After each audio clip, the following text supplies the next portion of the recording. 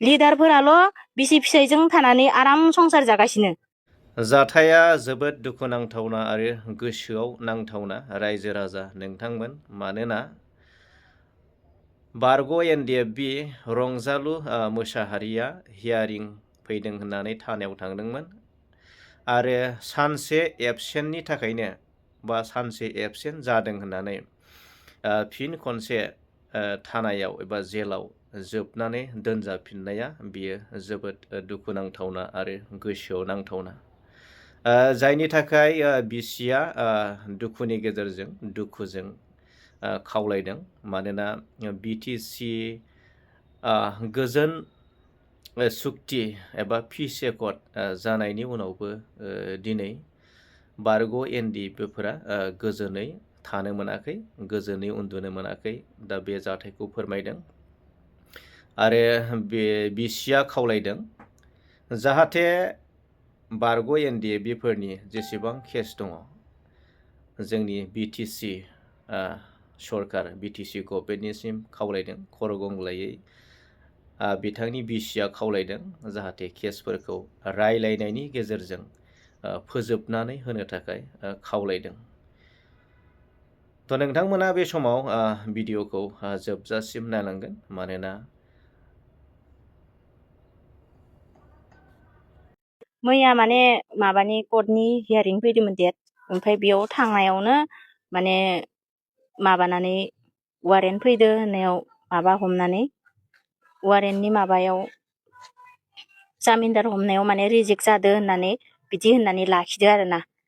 आरो बे केसा 2010 निनो केस, ओमफ्राय दिनैसिम माबायदि जोबा लाखासिनो बेफोरबायदि बारंबार थांबाय थानांगौ बियो।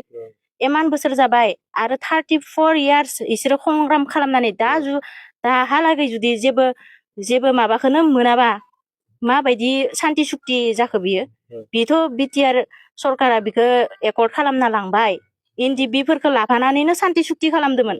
नाथाय दिनै माबायदि बेफोरबायदि बारंबार साफ्रोमबो एनडिएफबि केडार्सफोरनि सायाव बेफोरबायदि जाखो।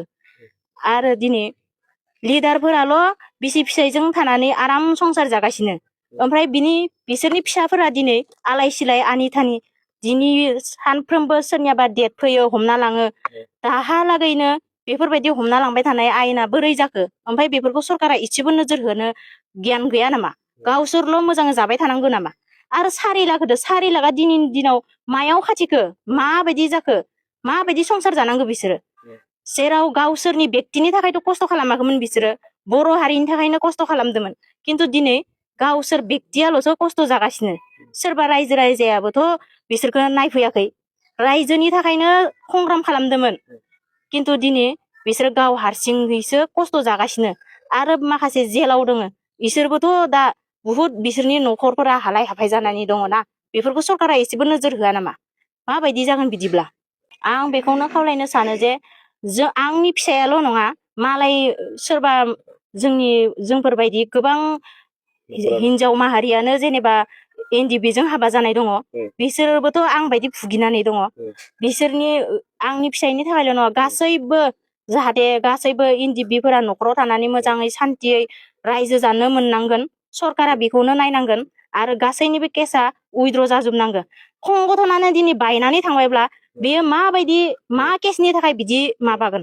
आरो हमनायाबो सिगाङो ओरैनो जेनेबा जानला मानला हमखायोमोन, जेराव दाय थाबाबो थायाबाबो जाबसिनानै हमखानाय केस इफोरो दिनै जोबनानै थांनांगोन। इथ' इमान गिदिर क्रिमिनेल केस नङाना, माफोरबायदि जेनेबा सोरखौबा क्रिमिनेल खालामनानै हमना दोननायानोसै। माबायदि मैयानि दिनाव लाखिनो मोनखो? इमान सान्ति सुक्तिनो बेनो माबायदि सान्ति सुक्ति बेलाय?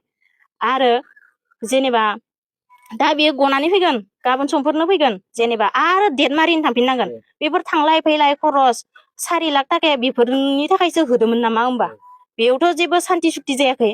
आंहा बेयाव जेबो गोजोननाय गैया। ओंखायनो सरकारा बेफोरनि सायाव नोजोर होनांगौ आरो थाबैनो बेखौ एक्सन लानांगौ जे गासैबो एनडिएफबिनि केसफोरा उइद्र' जाजोबनांगौ। जेरै संगठनानो बायनानै थांबायब्ला बेयाव बेफोरबायदि केसनि सोंथि जेबो जानो मोना आरोना आंनि साननायाव। आंनि फिसायनि मुङा ओरैनो जेनेबा रंजालु मुसाहारि, बेनिफ्राय बियो 31 बेटसनिमोन नालाय, ओमफ्राय नामा एम रैखाथि आरो।